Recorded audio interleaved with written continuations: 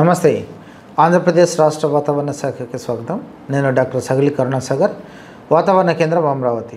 నిన్నటి రోజున నైరుతి బంగాళాఖాతం మరియు ఉత్తర తమిళనాడు, పుదుచ్చేరి పరిసర ప్రాంతాల్లో ఉన్నటువంటి దిత్వా తుఫాను కొద్దిగా బలహీనపడి తీవ్ర వాయుగుండంగా అదే ప్రాంతంలో కొనసాగుతూ ఉత్తర వాయువ్య దిశగా ప్రయాణిస్తుంది.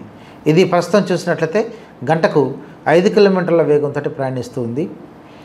ఇది ప్రస్తుతం చెన్నైకి తూర్పు ఆగ్నేయంగా 50 కిలోమీటర్ల దూరంలోను, నెల్లూరుకి దక్షిణ ఆగ్నేయంగా 200 కిలోమీటర్ల దూరంలో దాదాపుగా మన కేంద్రీకృతం కావడం జరిగింది. ఇది ఈరోజు సాయంత్రం కల్లా ఉత్తర దిశగా తన దిశను కొనసాగిస్తూ నెక్స్ట్ 12 గంటల్లో మరికొద్దిగా బలహీనపడి వాయుగుండంగా మారడానికి అవకాశం ఉంది.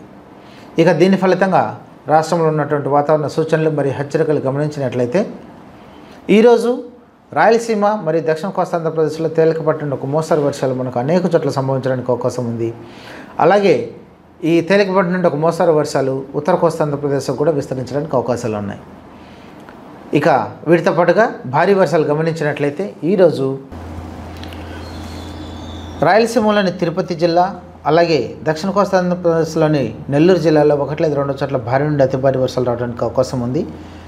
అదేవిధంగా పక్కన ఉన్నటువంటి ప్రకాశం, బాపట్ల, ఉత్తర కోస్తాంధ్రప్రదేశ్లోని వెస్ట్ గోదావరి, కోనసీమ జిల్లాలో 1 లేదా 2 చోట్ల మనకు భారీ వర్షాలు రావడానికి అవకాశం ఉంది. అదేవిధంగా ఈరోజు గాలులు చూసినట్లయితే దాదాపుగా కోస్తా జిల్లాలు అనగా తిరుపతి,